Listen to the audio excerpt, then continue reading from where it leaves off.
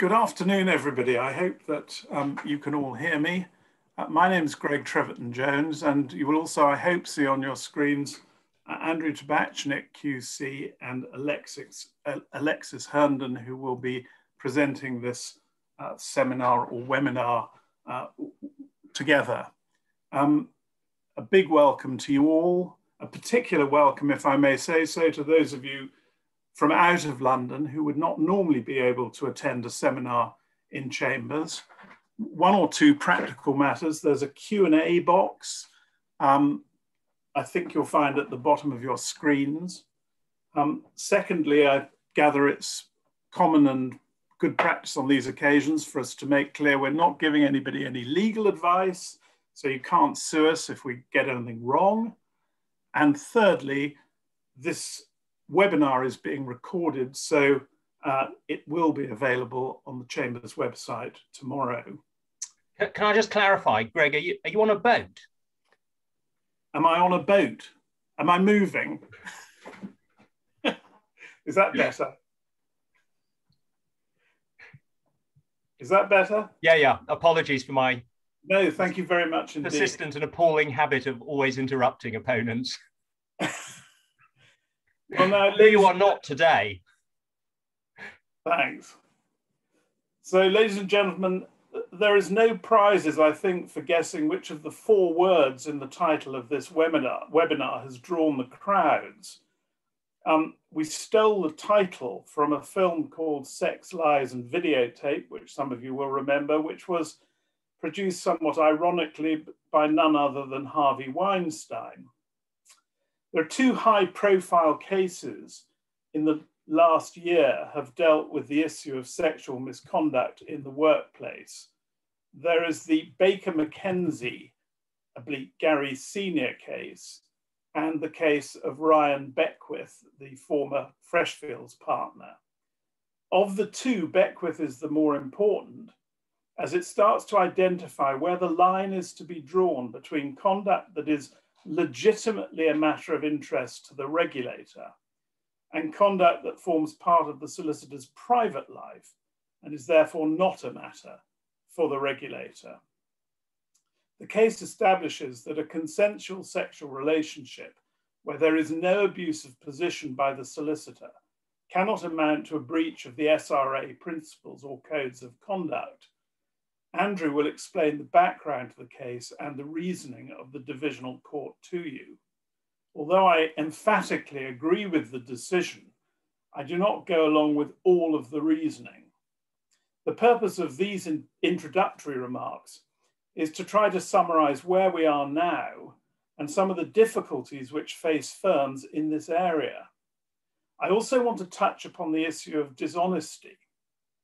As for snitching, we're now familiar with the reporting rules introduced in November 2019, and Alexis will talk about those rules and the effect of the changes that have been made. So why don't we all start with sex? I'm sure that we would all agree that a serious sexual assault by a solicitor on a colleague or anyone else renders that solicitor unfit to remain in the profession. At the other end of the spectrum, we know from Beckwith that a consensual relationship involving no abuse of position by the solicitor does not cross the threshold. But there is an enormous amount of territory between those 2 positions.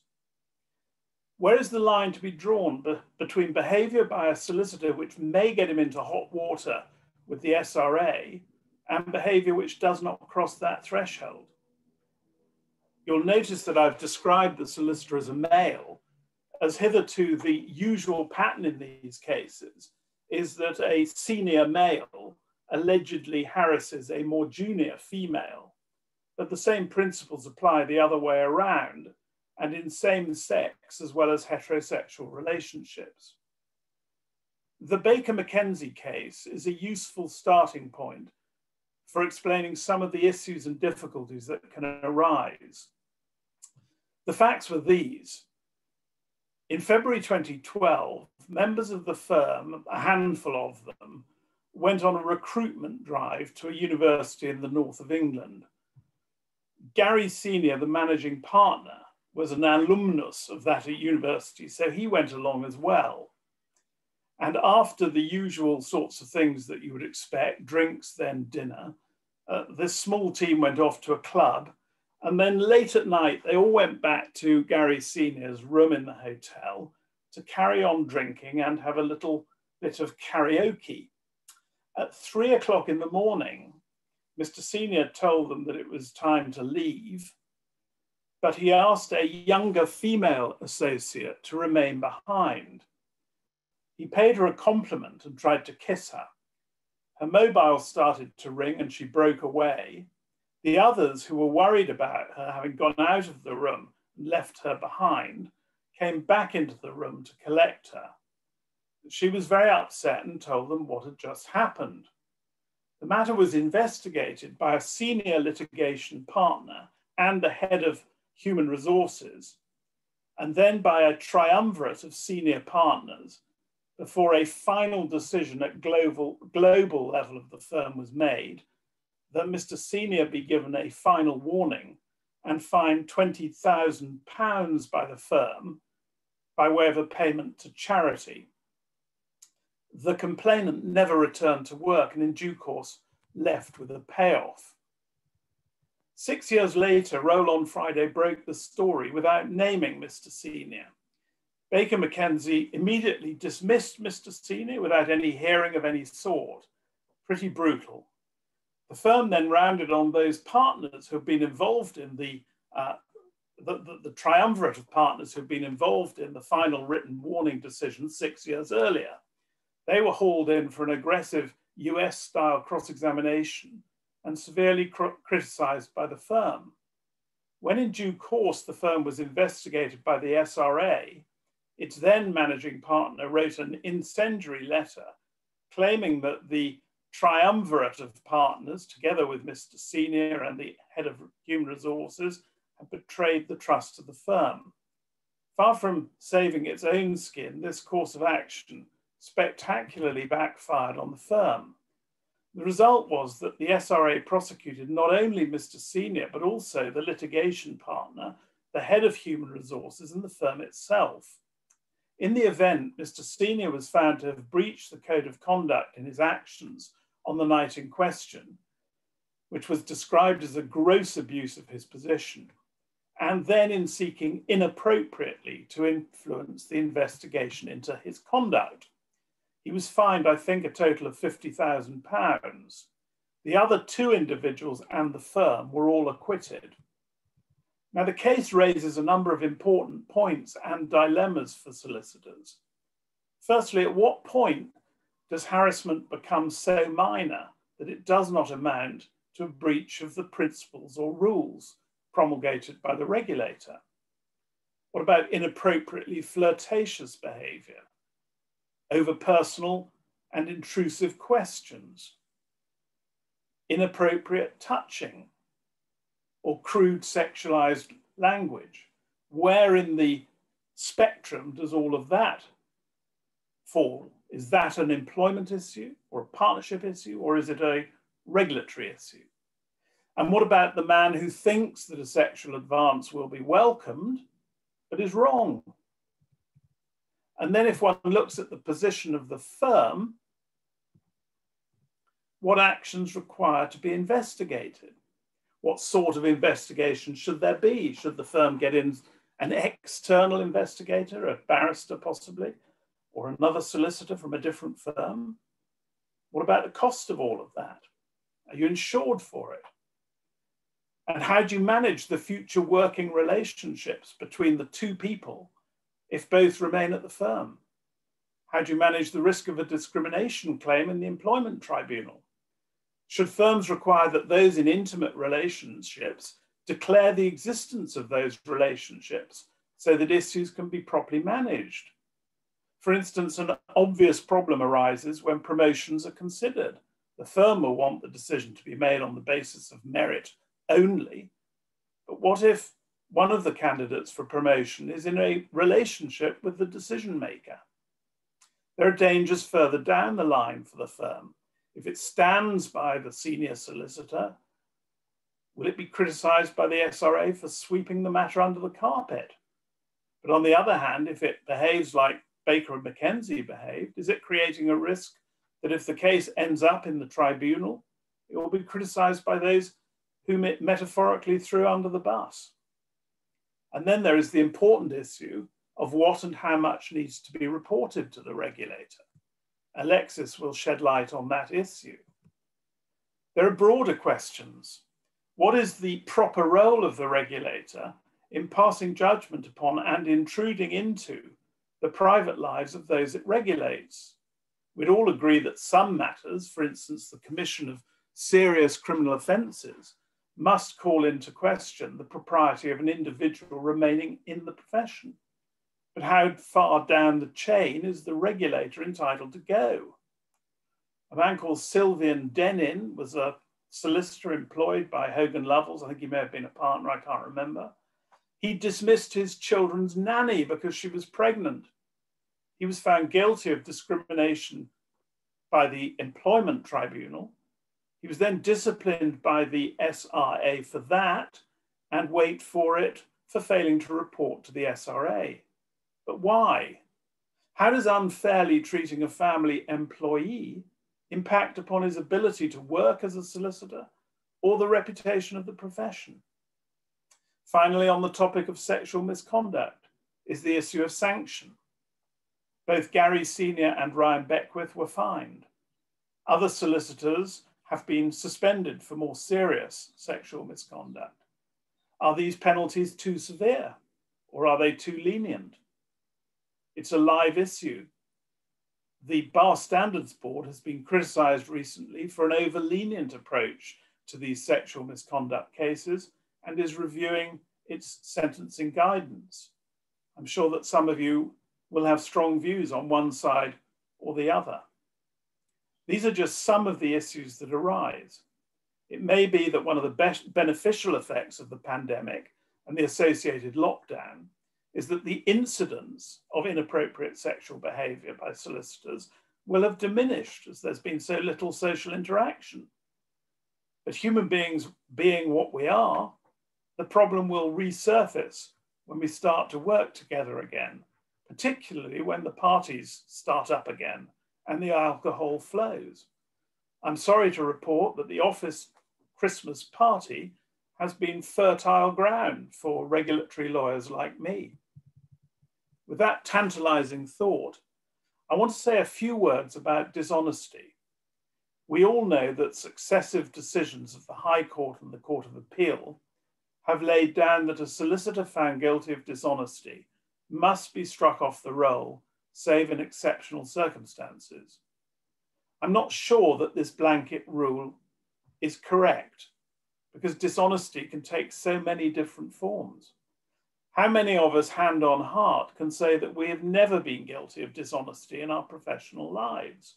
How many of us have fended off an insistent client by telling our secretaries, or in the case of barristers, our clerks or receptionists, that we're not in, or that we're in a meeting when we simply don't want to take the call?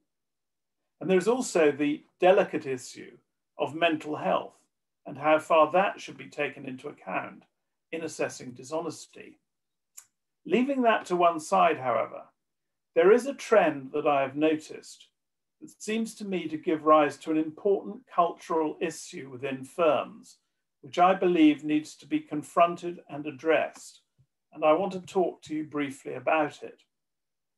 When I started doing this work, I hesitate to say about 30 years ago, dishonesty tended to take the form of dishonest tampering with clients' money, raiding client account, inappropriate transfers from client to office account, misappropriation of money paid for disbursements and the like. There was at least some logic in such dishonesty. The solicitor was at least personally benefiting from it, usually by being able to keep his practice afloat, but sometimes by being able to jet off to a glamorous location, ideally somewhere which did not have an extradition arrangement with the United Kingdom. Today, it's very different. The dishonesty which I see nowadays tends to be things like solicitors lying to clients about what has or has not been done on their behalf, misleading the court, making false attendance notes, forging signatures, and the like. And it's not done for any immediate financial benefit, but always to cover up an earlier mistake. And it's always the cover up rather than the initial error, which is fatal, usually far worse than the original breach of the rules. Every profession will have a few rotten apples, but these people, in my view, are not rotten apples. They're often youngish, often fairly junior, covering up errors in order to preserve their job, but in fact making things 100 times worse. Often they're working too many hours or are under pressure to do so. And each case is a real human tragedy as promising careers are snuffed out. My message to firms is that you have to develop and foster a culture in which solicitors and other fee earners are told to make a clean breast of it when they make mistakes, however serious they may be, and are warned that any attempt to cover up is likely to make matters much worse. It is, in fact, these days much harder to cover up mistakes than it was in the past. You may be able to throw the paper attendance note in the bin, but the metadata on the computer servers will always show when the document was created and worked on and by whom. Along with a culture of openness, it's necessary also for firms to be tolerant and understanding of errors by fee earners. Finally, snitching. E.M. Forster wrote, "If I had to choose between betraying my country and betraying my friend, I hope I should have the guts to betray my country." As legal professionals, however, we are these days duty bound to betray our friends and our colleagues. That is an extremely uncomfortable position for us. Alexis will explain when and how that has to be done. But before that, enough from me. Andrew will now explain the Beckwith decision to you.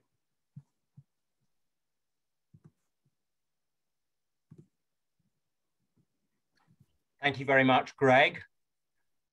Welcome again, everyone. It's a particular pleasure, I have to say, to be following Greg, but without the customary sense that my case has already been decimated to smithereens and that the rescue operation will inevitably fall on deaf and unsympathetic ears.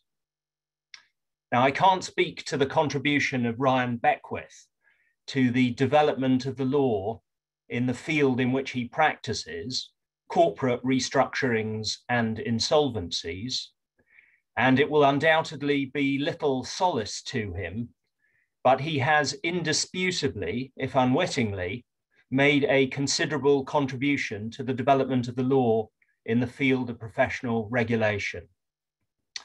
Doubtless none of that was in his mind when he went out for farewell drinks in honor of Person A, an associate in the same department, who had given in her notice and was off elsewhere in a few days. Both got heavily intoxicated during the evening, the wine, lager, and Jaeger bombs flowing freely. A Jaeger bomb being, as most of you will know, although I had to look up, one shot of Jägermeister and half a can of Red Bull. According to Mr. Google, a vicious hangover is guaranteed. Anyway, Mr. Beckwith and Person A kissed downstairs at the pub and shared a taxi home at the end of the evening, which ended in what the tribunal described as a sexual encounter at Person A's flat. Sometime later, Person A complained, and in due course, Mr. Beckwith ended up before the SDT.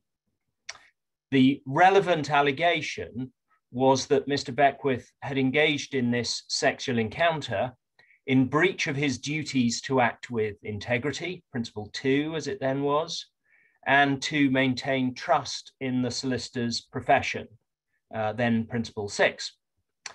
The SRA particularized the allegation by reference to a number of specific considerations, foremost of which were, firstly, that Mr. Beckwith had taken advantage of person A's vulnerability, her decision-making being impaired by alcohol, and secondly, that he had abused his position of seniority or authority over her in the firm. The SDT rejected both of these elements on the facts, finding that person A was not vulnerable in the sense alleged, and expressly finding that because both were equally inebriated and because no issue of lack of consent had been raised with it, and because person A was leaving in a few days, there was no issue of an abusive position by Mr. Beckwith. It did, however, find that he had acted inappropriately, and what it appeared to mean by that Clintonian expression was that partners shouldn't have sordid, drink-fueled one-night stands, even consensual ones, with more junior associates. In consequence, the SDT found breaches of both Principles 2 and 6, fined Mr. Beckwith £35,000, which is a reasonably stiff fine, and ordered him to pay £200,000 in costs, which is an extremely stiff costs order by SDT standards. The divisional court, Dame Victoria Sharp, president now of the QBD, and Mr. Justice Swift reversed all of those orders. The lasting significance of their judgment will be the provision of a coherent and readily comprehensible meaning to the concept of integrity. I am happy to confess that, notwithstanding a number of years practicing in this field, and indeed a studious review of all earlier attempts to define the apparently indefinable, until I read this judgment, I had no real idea what integrity really meant in this field.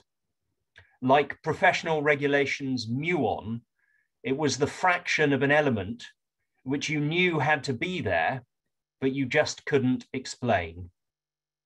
In one case at the SDT a few years ago, young, innocent Tabachnik agreed with Greg, no adjective required, that want of integrity meant not acting dishonestly or recklessly, a concession which turns out to have been wildly generous on my part. Unfortunately for Greg's client, she was unable to take full advantage of his potent negotiating prowess because the SDT decided she didn't pass the honesty test. Just as a broad flavor of earlier attempts at definition, in Hoodless and FCA, integrity was said in grand but frankly wholly imprecise terms to connote moral soundness, rectitude, and steady adherence to an ethical code. Not just adherence, steady adherence. And a few years later in Chan, the divisional court said it serves no purpose to expatiate on its meaning. Want of integrity is capable of being identified as present or not, as the case may be, by an informed tribunal or court by reference to the facts of a particular case. Our old friend, you know it when you see it. Whether or not you can articulate in coherent terms why you have or haven't just seen it. This was rightly described by the Court of Appeal as a counsel of despair in the Wingate and Evans decision, but even that judgment took us little further, with removal of nebulousness limited to stating that integrity connotes adherence to the ethical standards of one's own profession. At least it wasn't steady adherence anymore. Enter the divisional court in Beckwith. the court's significant insight is to explain integrity by tethering the concept to the ethical standards promulgated in the rest of the regulatory rules and standards governing the profession. It is these rules and standards which, said the court, give substance to the obligation to act with integrity, and which prevent the concept falling foul of requirements for legal certainty. As the court explained in paragraph 33 of the judgment, the tribunal cannot have carte blanche to decide what, for the purposes of the handbook, the requirement to act with integrity means. The requirement to act with integrity must comprise identifiable standards. There is no freestanding legal notion of integrity in the manner of the received standard of dishonesty, no off-the-shelf standard that can be readily known by the profession and predictably applied by the tribunal. In these circumstances, the standard of conduct required by the obligation to act with integrity must be drawn from and informed by appropriate construction of the contents of the handbook, because that is the legally recognized source for regulation of the profession. Returning to the facts, the court considered that the operative parts of the SRA handbook were obligations relating to not taking unfair advantage of others, whether in a personal or professional context. The SDT's findings that the parties were drunk but consenting adults and that Mr. Beckwith had not abused his more senior position meant that no unfair advantage was taken, so the lack of integrity charge failed. 2 points arise which are worth considering. First, if lack of integrity has to be formulated or understood by reference to some other rule in the handbook, what purpose is it serving? Why not just rely on the other rule? Ultimately, integrity as a concept is deeply ingrained within professional regulation. So now that we can all finally understand what it means, it's not likely that this will be the moment that regulators decide it should be dispensed with. I suspect what will develop, if it hasn't already, is that lack of integrity will be used to mark a particularly egregious departure from expected ethical standards. A moderately serious infringement will remain just that. A really serious one will be visited with a finding of lack of integrity on top, opening the door to more significant sanctions. And there is support for the notion that the SRA, at least, will not seek to say that every single breach of a handbook requirement also implies a want of integrity, because the SRA's published guidance note, which coincided with promulgation of the 2019 code, sets out the broad areas where disciplinary action is more likely to be taken for lack of integrity.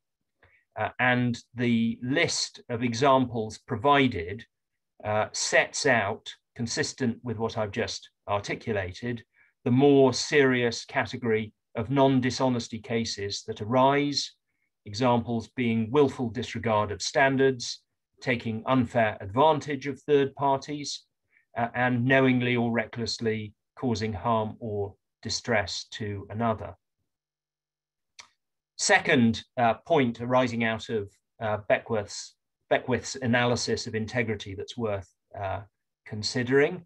What if a regulator, ditching or not adopting published guidance along these sorts of lines, simply chooses to introduce new provisions to the handbook or its handbook, thereby expanding the concept of integrity through the back door? What, for example, if a new rule were introduced banning sexual relationships between solicitors at the same firm, or where one is more senior than the other, even where there is no abusive position? Or a new rule banning such relations unless they're first disclosed to HR? Of course, as anyone who's watched the morning show knows, the power dynamics that arise where there is such a reporting obligation can be just as destructive as a relationship where there is an inequality of status. The divisional court in Beckwith was alive to potential abuse by way of additional regulation. They suggested two routes in the solicitor's field to control any such overzealous instinct. First, they made clear that the power to make new rules under Section 31 of the Solicitors Act cannot be exercised in a manner extending beyond what is necessary to regulate professional conduct. And secondly, they indicated that rules would also need to strike a fair balance with Article 8's protection of private life. And as for how such limitations, in particular the first, were applied by the Beckwith court, we need to consider again the tribunal's conclusion that Mr. Beckwith's conduct was inappropriate to the point where he had misconducted himself. When addressing the appeal on the Principle 6 finding, the court revisited where the lines are to be drawn between personal matters, matters that may be of interest to an employer or to one's fellow partners, and matters that are of legitimate regulatory interest. What Mr. Beckwith did, said the court, disagreeing with the tribunal, affected his own reputation, but in the court's words, there is a qualitative distinction between conduct of that order and conduct that affects either his own reputation as a provider of legal services or the reputation of his profession. So finds the court, drunken one-night stands with a more junior solicitor in the same firm where there is no abuse of position do not undermine the reputation of the profession as a whole. And any rule purporting to state that they do will go beyond what is necessary for proper regulation and will be unlawful. Such matters are the province of the relevant solicitors' consciences, their spousal relations, and their employment or partnership rights and duties. A final comment. While it is humans who misbehave or don't, a contributing hand in both the Gary Senior and Ryan Beckwith cases was the drinking culture prevalent among some who work long hours. Absent prohibition, which will no doubt prove as popular and as unenduring as the 18th Amendment, perhaps our next webinar should be on regulatory rules seeking to control drinking culture. Just a suggestion, now that pubs are open again, and in some places Jaeger bombs are once more flowing freely. And with those observations, it's now time to pass you over to Alexis Hearnden, who I think is primarily going to address the part of our title which has attracted already a number of comments to me, snitching. Thank you, Andrew. How then to follow a Jaeger bomb? I'm going to talk about reporting requirements. Before I do, just a reminder for our attendees, there will be an opportunity for questions at the end of the session. So do please utilise the Q&A box if you have any burning queries. So reporting requirements, I'm going to stick to the PC title. The 2019 changes to the rules made significant alterations to the way that reporting requirements were framed. Now, for the individual solicitor, it's likely that those obligations are discharged by reporting to the CULP. And many of you will know that that's Rule 7.12. But it's important to note the caveat that that obligation is discharged where the information is provided to the CULP on the understanding that they will go on to notify the SRA if satisfied. When approaching the obligation, either from the perspective of the individual or the CULP on behalf of the firm, there are three key considerations that I'm going to look at in the course of this presentation. The first is what is the threshold for making a report.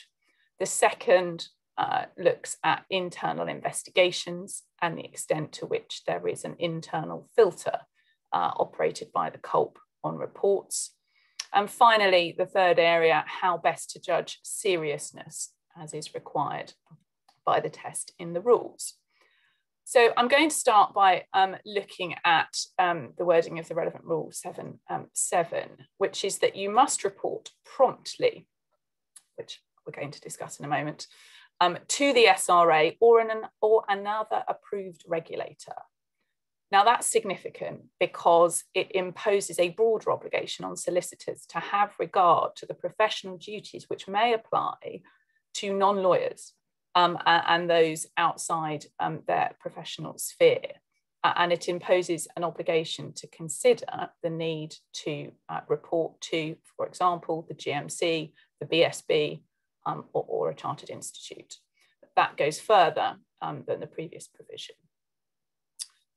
The obligation to report is any facts or matters that you reasonably believe are capable of amounting to a serious breach of their regulatory arrangements. Now that does a number of things. Firstly, it injects a subjective element. It must be a reasonable belief, which necessarily is going to be something that different individuals take different views upon. It also, in my view, lowers the threshold as compared to the earlier 2011 provisions.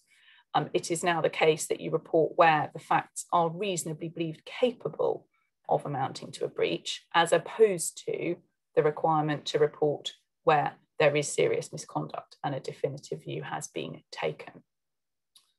We do still have that qualification that it must be a serious breach of regulatory arrangements. So it is not any breach that must be reported.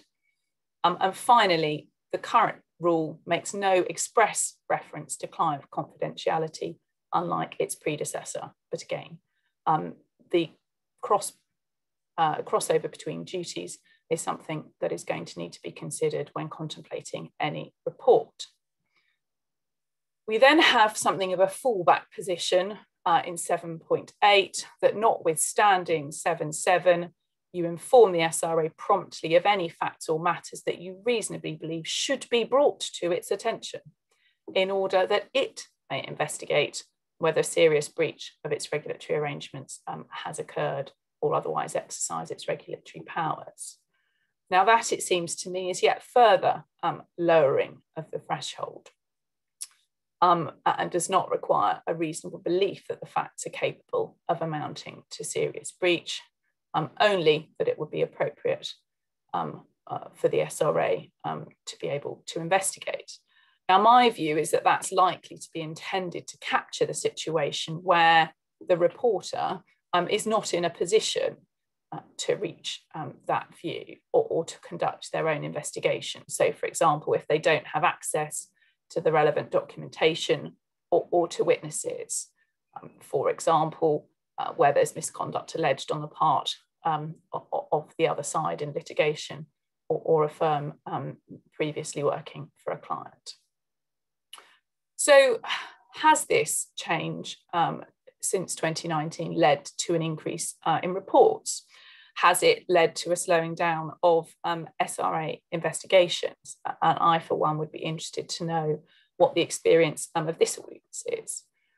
For my part, and on the basis of the straw poll of colleagues and indeed some of our attendees that I conducted in advance of this evening, it appears that there does seem to be a general increased nervousness around reporting, which may be generating an increase in reports. And indeed that fits with the mood music, if I can put it like that, coming from the SRA in trying to make it easier for members of the profession to report where deemed necessary.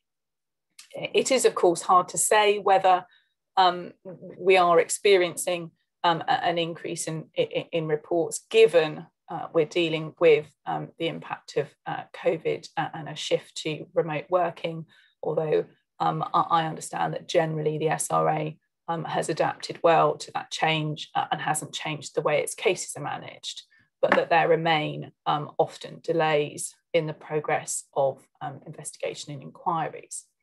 The second reason why it's probably difficult to draw any conclusions from a slight slowdown in process is because of the increased public attention, particularly around sexual misconduct cases, that has flowed from the high-profile cases that we've discussed and broader awareness following the Me Too movement. So, the internal investigation, our second area for discussion. As I say, both 7.7 and 7.8 require a reasonably held belief as to seriousness. Now, the ultimate burden of that decision is likely to rest upon the culp. The SRA guidance on reporting obligations that was published in November 2019 says this: you do not need to provide us with a fully documented report or set of allegations. Clearly, the more information and supporting evidence you are able to provide us, the better. However, what we need to understand is the nature of your concern and the likely availability of any key evidence. Now, the guidance goes on to recognise that you may well wish to investigate the nature of concerns to understand whether they are serious and whether the evidence is sufficient to give reason not to believe that they will result in a finding. So plainly, there is an expectation that there is some sort of filter between a report being made to the culp and a report being made onwards to the SRA. But how thorough can or should that investigation be? Does a culp have to pass on what might be thought to be gossip? The guidance says, we do not expect you to simply pass on any concerns that are raised with you without question and expect you to be able to justify your decision. And in my view, that is quite an important steer, particularly on the point about justifying your decision, and that whichever way the culp chooses to go, it must be possible to give reasons and to record and document that analysis. Now, sometimes it will be possible to do a fairly swift internal investigation to ascertain whether there is merit in a complaint. And that's clearly preferable where that can happen, and then a considered view can be taken on a report. That is an appropriate course. But that's going to be more difficult when there are crossover issues. So, for example, if there are employment law issues, how is that managed? What about if an individual needs an opportunity to take independent legal advice in the face of an allegation of misconduct?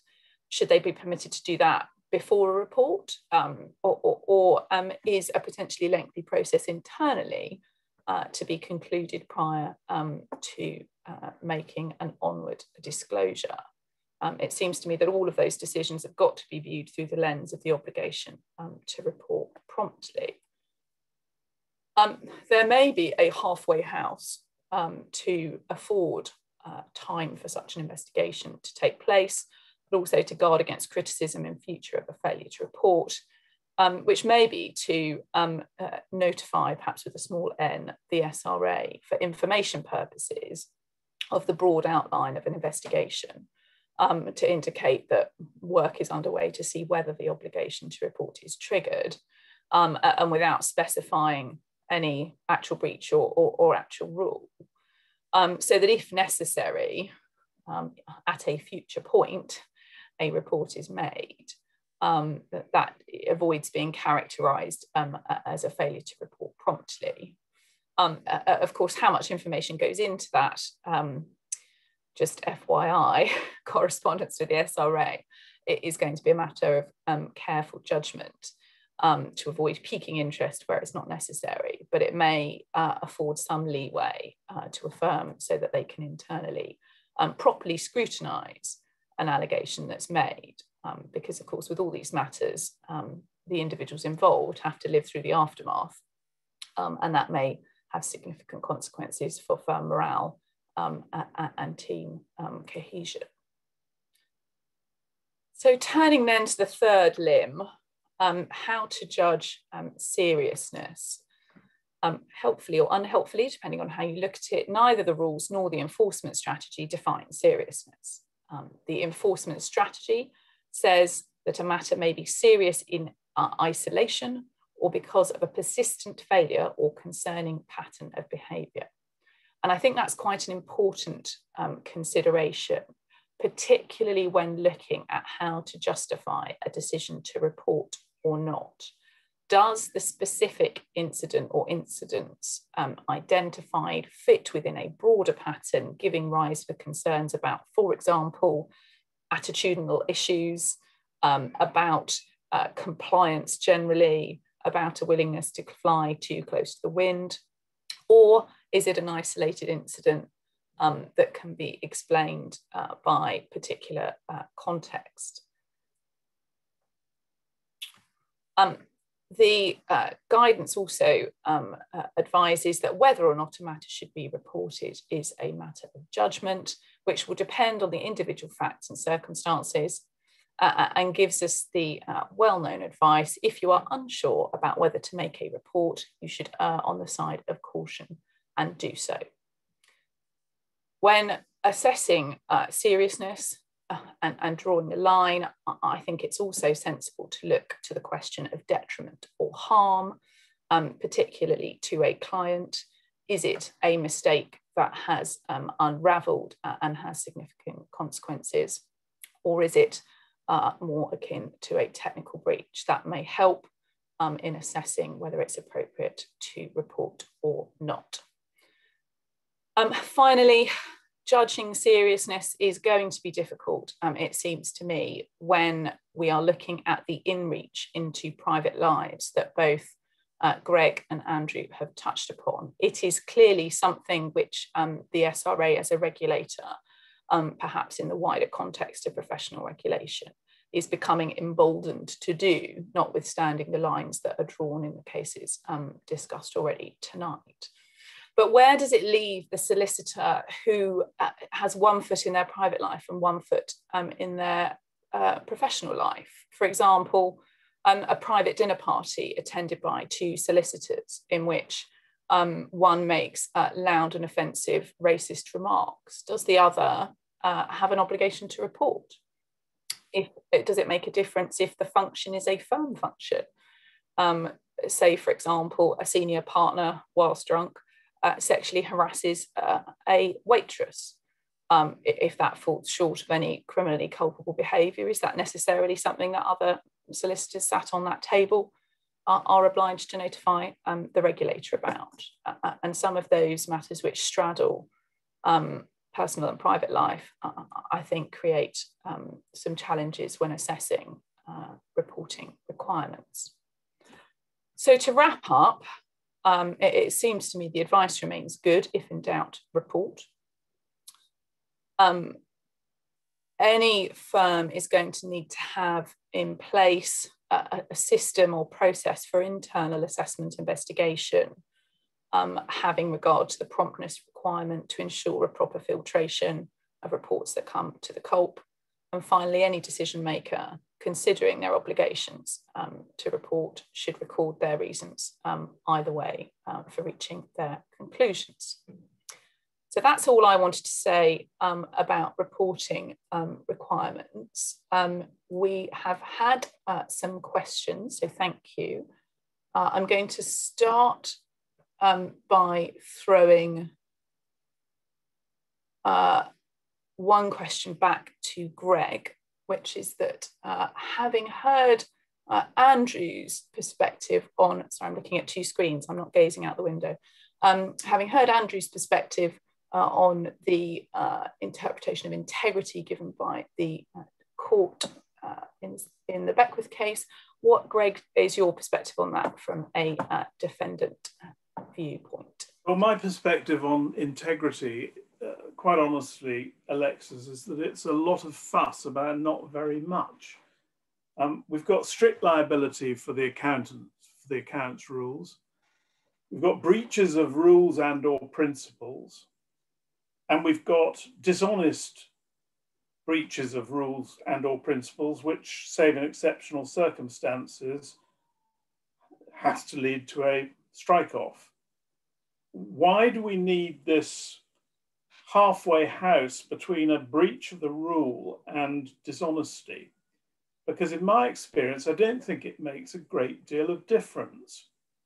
It seems to me that Andrew's right, that lack of integrity is a is plainly an exacerbating factor that makes the professional misconduct or the breach of the rules more serious. But does it have to be given that label when, first of all, nobody can actually come up with a pithy description of what integrity actually is? And secondly, when the word integrity, I think, is understood by most people who aren't lawyers as being pretty well synonymous with honesty. In my experience, I don't think that the tribunal is particularly influenced by the fact that there's been a finding of lack of integrity. It doesn't start off with some more severe sanction than it would otherwise. And the whole concept rather gets in the way of doing deals, because you may want to admit the misconduct, admit the breach of the rule, but not admit integrity, lack of integrity. And so one has this rather artificial argument, which I don't think really helps anyone or anything. In the old days, until 2007, the SRA used to charge conduct unbefitting a solicitor. And I, for one, would have no problem at all if they returned to that, got rid of all these concepts of breaches of rules, breaches of principles, conduct unbefitting a solicitor, and trust the tribunal to judge the gravity and sentence accordingly. I don't think that the concept of integrity really in the real world adds very much, and I think it obscures more than it assists. We've had one useful contribution. Sorry, Greg and Andrew, I think if you're muted, just to avoid the echo.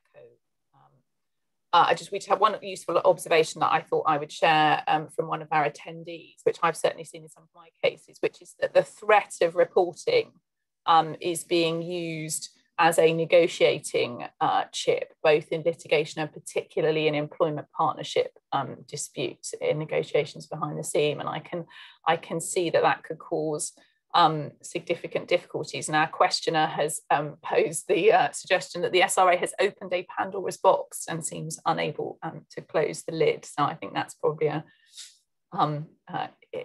interesting and unfortunate corollary of where we are with the current rules. I think we've got time for one final question. Can I just make a very brief comment on that observation, Alexis? I mean, it seems to me that if the commenter is correct and people are dangling threats of reports in the course of employment or partnership negotiations, that itself seems to me to raise potential regulatory compliance issues about the person issuing the threat, because obviously one's reporting obligations are not there to be used to leverage a negotiating position. So assuming that is going on, it seems to me that people are putting themselves in regulatory jeopardy. And if it has become systemic, I would have thought it'll not be too long before the regulator will be taking a look at that. Well, in fact, we've had two questions along the same lines, that it's being weaponized. So I fear you might be right, that there are people putting themselves in harm's way. I think given the time, we might have time for one more question. Andrew, I think there might be one for you on the box, which is, or Greg, which is a question about how we reconcile Beckwith with an observation of Mr. Justice Ousley in a British bankers case from 2011. And the question cites that decision. The fact that such a particular area of conduct is specifically dealt with does not mean that all other conduct is permissible or within the standards of the profession. It is thus ordinarily open to professional disciplinary tribunals to apply sanctions for professional misconduct generally, regardless of whether it is conduct singled out for mention in the rules, whereas otherwise professional people might be permitted to conduct themselves in plainly deplorable ways without any disciplinary control. Any thoughts on whether that sits ill with Beckwith or whether we're in the same sort of territory? Yes, it's quite a long and erudite comment, quoting quite a long passage from a very long judgment. So I think I'll probably say something not very sensible if I try and really engage with that particular observation. But it is right to say that there are certain comments, not just the one that the questioner has referenced, but other parts of the analysis in the BBA case, which don't entirely comfortably sit with the Beckwith analysis that you can find everything in the handbook. There's a broad point that Mr. Justice Ouseley makes that in fact principles for the FCA in that case should be seen as effectively stretching over the whole area and entitled to go beyond what any underlying specific rules cover.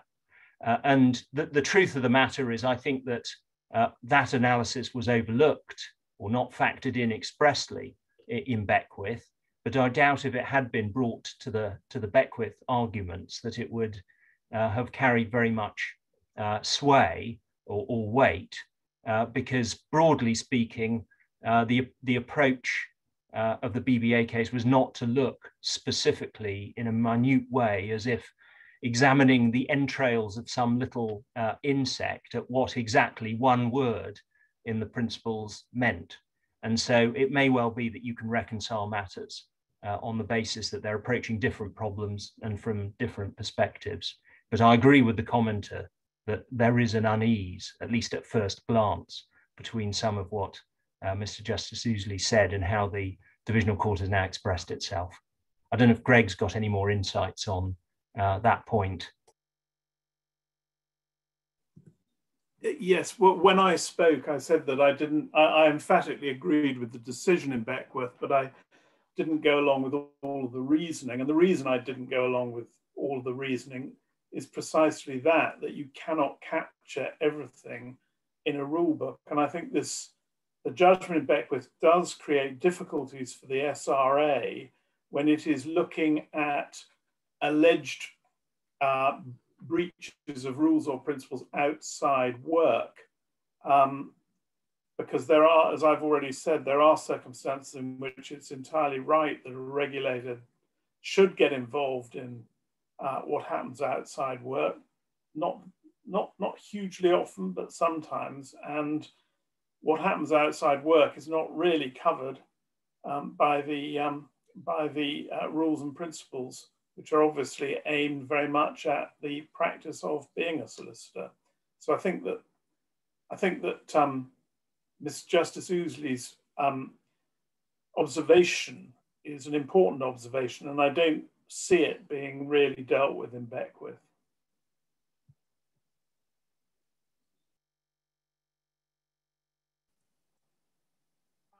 Well, it's 6 o'clock.